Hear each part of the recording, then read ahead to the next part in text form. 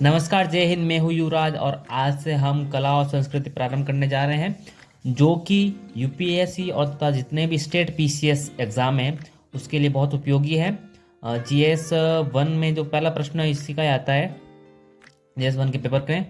तो आज जो हम शुरू करने जा रहे हैं कला संस्कृति, वो उसमें सबसे पहले मौर्यकालीन कला और स्थापत्य देखेंगे। फिर उससे आगे आगे बढ़ेंगे गुप्तोत्तर, गुप्त काल। उसके बाद में जितने भी सारे मंदिर स्थापत्य है वो पढ़ेंगे धीरे धीरे, क्योंकि हम मंदिरों का जो रूप है वो गुप्त काल के बाद में ही देखते हैं। हमने भीमबेटका इसलिए नहीं लिया कि इसको हम विस्तृत रूप से बाद में इसको कंप्लीट करा देंगे। तो जो मौर्यकालीन जो कला और स्थापत्य है उसमें सबसे पहले हम नगर विन्यास लेंगे। जैसे कि आप सब जानते होंगे कि उस काल का सबसे बड़ा नगर पाटलिपुत्र था, जो कि मौर्य की राजधानी थी। तो इसको हम प्रारंभ करते हैं। तो देखिए, जैसा कि आप सब जानते ही होंगे कि जो पाटलिपुत्र था वो दो नदियों के संगम पे था, पहला गंगा और दूसरी सोन। तो सबसे पहले दो नदियां बना लेते हैं। मैं डायग्राम से आपको समझाता हूँ, आपको आशा करता हूँ समझ में आ जाएगा। देखिए, ये एक नदी है, ये एक नदी आ गई, इसको मान लेते हैं ये गंगा है, ये गंगा नदी। ओके, दूसरी नदी आ रही है सोन नदी।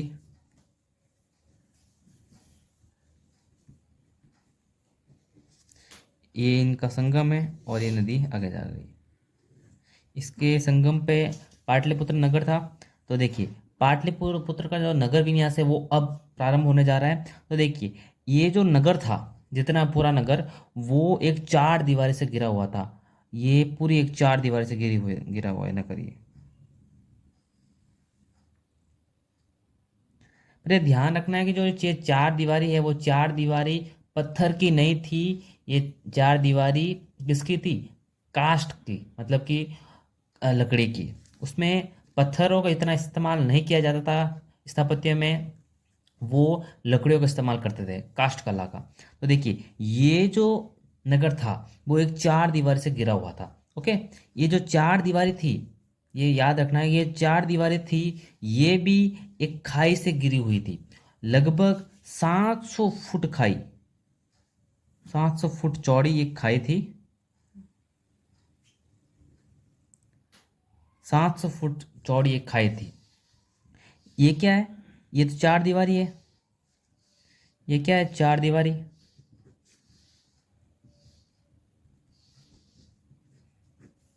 ओके, और ये क्या है? खाई।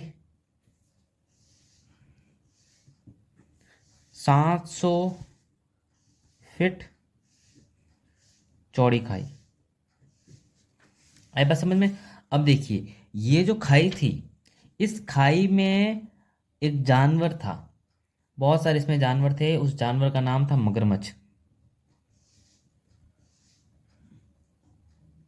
अगर आप में से कोई राजस्थान का निवासी होगा तो आप एक दुर्ग का नाम सुने होंगे, उसका नाम है लोहगढ़, भरतपुर में आया हुआ है। उसका भी कुछ इसी तरह था कि एक दुर्ग था और दुर्ग के चारों ओर एक खाई थी, खाई में मगरमच्छ थे वगैरह। ओके, जाट राजाओं ने बनाया था, सूरजमल जाट ने। ओके, ये जो अब ये नगर, इसके चारों ओर खाई, 700 फुट चौड़ी खाई, उसमें मगरमच्छ रहते थे। अब देखिए, ये जो चार दीवारें थी किसके बनते? लकड़ी की। अब यहाँ पे एक पुल नहीं था, पुल जो था वो था लकड़ी का। ये एक लकड़ी का पुल था। दिन में ये पुल नीचे रखा जाता था और जब रात हो जाती थी इसको खींच लेते थे। ओके, अब ये खाई, खाई का मतलब उपयोग क्या था कि जब कोई सैनिक आए, बाई सैनिक आक्रमण करने के लिए, तो इनको ये खाई मिले और ये आ ना सके। ओके, फिर ये जो खाई थी, इसके खाई के बाद एक 2 किलोमीटर चौड़ा एक वन था। 2 किलोमीटर, 2 किलोमीटर में बसा हुआ एक वन था, घना वन। दिख नहीं रहा है। ओके, क्या था? नगर, चारों ओर खाई, चार दीवारी, उसके बाद 2 किलोमीटर घना वन। अब इस वन में क्या कहते थे, जो जंगली लड़ाकू जातियाँ थी, जनजातियाँ, वो इसमें रहती थी। मतलब कि कौन लड़ाकू जनजातियाँ?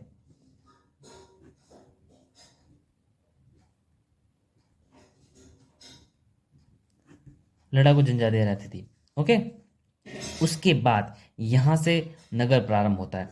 अब इस नगर में, इस नगर के ये तो हो गए जंगल। इस जंगल के बाद अब यहाँ आते हैं, ये जो था वो आम लोगों का निवास रहता था। सबसे पहले तो खाई, चार दीवारी।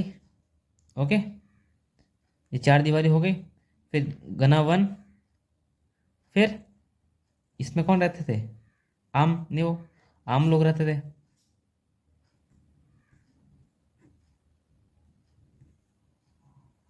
आम लोग यहाँ निवास करते थे। ओके।